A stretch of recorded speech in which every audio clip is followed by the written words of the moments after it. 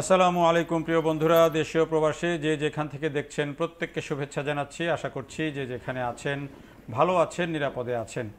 Dhaka Ashulia elevated express নিয়ে আমি ধারাবাহিকভাবে প্রতিবেদন দিচ্ছি এবং পুরো কাজটা পুঙ্খানুপুঙ্খভাবে দেখানোর চেষ্টা করছি। আজকের ভিডিওতে আপনাদেরকে দেখাবো ধৌর মোড় থেকে একেবারে আশুলিয়া ব্রিজের ওই পার পর্যন্ত কাজের অর্থাৎ আশুলিয়া বিলের মাঝখানে কাজের যে অগ্রগতিটুকু হয়েছে সেই অগ্রগতিটুকু পরিপূর্ণভাবে আপনাদেরকে দেখানোর চেষ্টা করব এবং এই অংশে কিন্তু বেশ ভালো রকমের অগ্রগতি হয়েছে। তো এই যে আমরা ভিডিওটা যেখান থেকে শুরু করেছি ধৌরের মোড় থেকে, ঠিক ধৌর মোড়টার পরেই আশুলিয়ার দিকে যেতে একটা ব্রিজ পরে, আপনারা সবাই জানেন যারা আসা যাওয়া করেন এই সড়কে। এখানে একটা বড় কর্মযজ্ঞ চলছে। আমরা দেখছি যে এখানে পিলারগুলো উঠে গেছে, পিলার গার্ডার সেগুলো উঠে গেছে এবং এই গার্ডারের উপরে এখন আই গার্ডারগুলো বসছে, অর্থাৎ স্ল্যাবগুলো বসানো হচ্ছে। ভায়াডাক্ট যেগুলোকে বলে সেই ভায়াডাক্টগুলো বসানো হচ্ছে এবং এভাবে কিন্তু এই কাজটি এই অংশে কিন্তু বেশ ভালো রকমের অগ্রগতি হয়েছে। এর আগে আমি যখন ভিডিওতে দেখিয়েছিলাম তখন কিন্তু এখানে পিলারগুলোর মাত্র পাইলিং এবং পিলারের নির্মাণের কাজ চলছিল।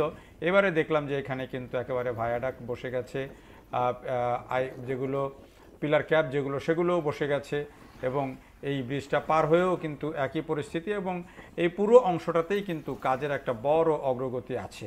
আপনাদেরকে বলে রাখি, এটা তথ্যটা অনেকেই জানেন না হয়তো। এই যে আমরা যে সড়কটা দিয়ে এখন চলছি, যখন এই এলিভেটেড এক্সপ্রেসওয়েটা পুরো চালু হয়ে যাবে তখন এই সড়কটা কিন্তু নিচ থেকে নাই হয়ে যাবে।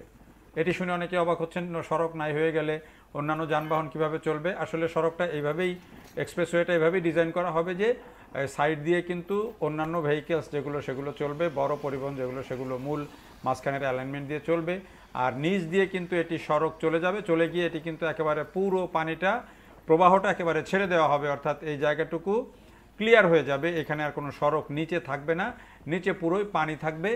এটি ডিসিশন আছে এবং এটি হলে এই জায়গাটি যখন আপনি চিন্তা করেন যে এই এক্সপ্রেসওয়ের উপর দিয়ে যখন যাবেন, নিচে যখন পানি থই থই করবে, বলে যে বর্ষার দিনে যখন এই পুরো বিলে পানি থই থই করবে, তখন কিন্তু আপনার একটা অন্যরকম দারুণ একটা দৃশ্য তৈরি হবে এবং এই সড়কটি কিন্তু সেভাবেই ডিজাইন করা আছে। যদি কোনো ব্যতিক্রম না হয় তাহলে এটি হওয়ার কথা। তো বলতে বলতে আমরা এই যে আশুলিয়া বিলের মাঝখানে চলে আসছি প্রায়। এখানে দেখেন দুই দিকে কিন্তু কাজের অনেক অগ্রগতি হয়েছে। এগুলোর কিন্তু ভায়াডাক্ট বসে গেছে, তারপরে এগুলোর উপরের দিকে ঢালাইয়ের কাজও প্রায় চলছে এখন বিভিন্ন পয়েন্টে ভাগ করে। কোথাও পিলার হচ্ছে, কোথাও পিলারের উপর গার্ডার বসছে, কোথাও ঢালাই হয়ে গেছে। এইভাবে কিন্তু এই পুরো কাজটি এগিয়ে চলেছে। তো এটি দেখে, অগ্রগতিটা দেখে বেশ ভালোই লাগলো যে অনেকখানি অগ্রগতি হয়ে গেছে।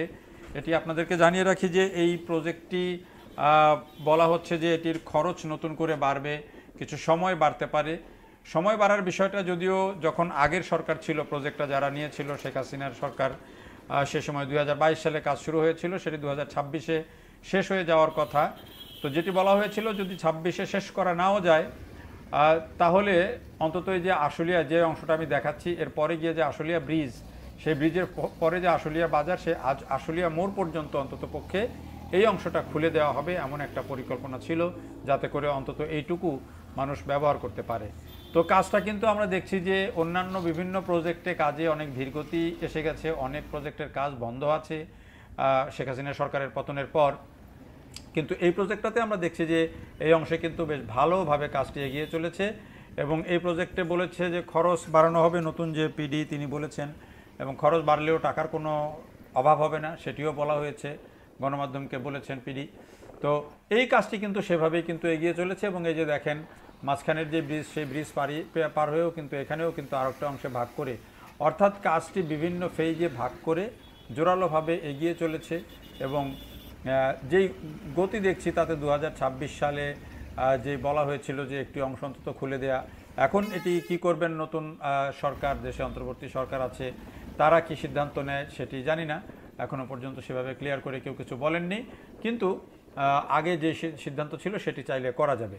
এখন সেটি করলে কি উপকার হবে? উপকারের মধ্যে যেটা হবে যে এখন ধরেন এই যে আমাদের প্রথম যে ঢাকা এলিভেটেড এক্সপ্রেসওয়ে যেটি আছে এখন চলছে বিমানবন্দর থেকে ফার্মগেট এবং হাতিরঝিল পর্যন্ত, এবং যেটি এক্সটেনশন হয়ে কুতুবখালী পর্যন্ত যাচ্ছে, ওইদিকেও কাজ চলছে।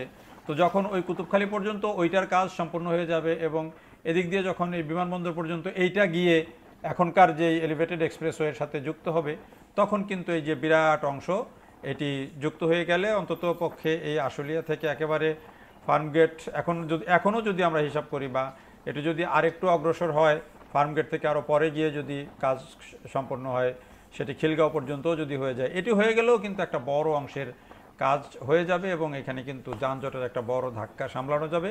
আর যখন পুরো প্রজেক্টটা শেষ হয়ে যাবে, তখন মাত্র 47 মিনিটে কিন্তু একেবারে বাইপাইল যে ইপিজেড যেটি, সেখান থেকে একেবারে চট্টগ্রাম রোডের কুতুবখালী পর্যন্ত চলে যাওয়া যাবে। এটি শুনতে একটা স্বপ্নের মতো মনে হলেও এটি বাস্তবতা এবং এটি হবে। এলিভেটেড এক্সপ্রেসওয়ের যেই ডিজাইন, যেই লক্ষ্য উদ্দেশ্য, তাতে এটিই হবে এবং সেভাবেই কিন্তু কাজটি হচ্ছে। আপনারা এই সড়কে যারা চলেছেন, চলাচল করেছেন দীর্ঘদিন, আপনারা জানেন যে সড়কটা কি পরিমাণে যানজট, বিশেষ করে আশুলিয়া থেকে বাইপাইল পর্যন্ত কিন্তু খুবই ভয়ঙ্কর যানজট। ওই অংশের কাজটা পরে হচ্ছে, কিছুটা দেরি হয়েছে কারণ কতগুলো চ্যালেঞ্জ ওই অংশে ছিল। ইউটিলিটি রিলোকেশন করা, তারপরে বিদ্যুতের যেই ব্যবস্থাপনা সেগুলো সরানো, কোথাও কোথাও ব্রিজ উঁচু করতে হয়েছে, এরকম কিছু কাজ আছে যেগুলোর কারণে কিন্তু ভূমি অধিগ্রহণে কিছু জটিলতা ছিল। তো সব মিলিয়ে কাজটি কিছুটা দেরি হচ্ছিল ওই অংশে, অর্থাৎ আশুলিয়া বাজার থেকে যেই একেবারে বাইপাইল পর্যন্ত।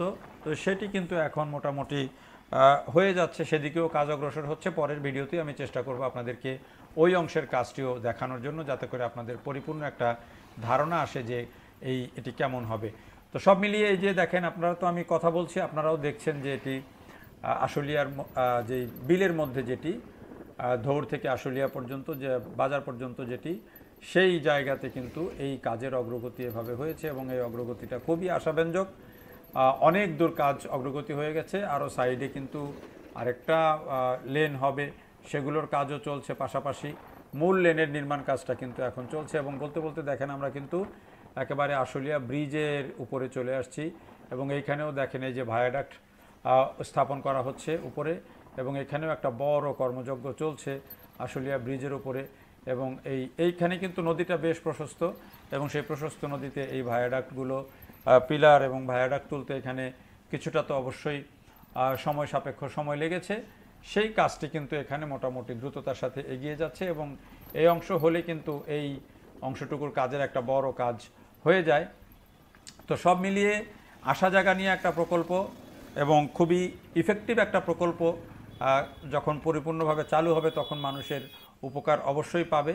বিশেষ করে এখনকার ফ্লাইওভারের সাথে, এক্সপ্রেসওয়ের সাথে এই এক্সপ্রেসওয়ে যখন যুক্ত হবে, তখন এই যে গাড়িগুলো আশুলিয়া থেকে চিটাগং রোডে যেতে অন্তত 3 ঘন্টা সময় লাগে, এটি নিশ্চিতভাবে বলা যায়। যারা এদিক দিয়ে যান 3 ঘন্টা সময় লাগে, তখন তাদের এই সময়টা অন্তত 2.5 ঘন্টা সময় বেঁচে যাবে, 2 ঘন্টা সময় বেঁচে যাবে, যাতে অনেক পরিমাণে হাজার হাজার এই গাড়ির যে জ্বালানির খরচ সেটি কমবে, হাজার হাজার গাড়ির যেই সময়, চালকদের যে সময় সেটি বেঁচে যাবে, মানুষের সময় বেঁচে যাবে।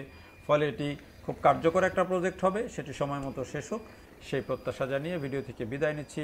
দেখার জন্য সবাইকে অনেক ধন্যবাদ। ভালো থাকবেন সবাই। আল্লাহ হাফিজ। হয়েছে বাবা।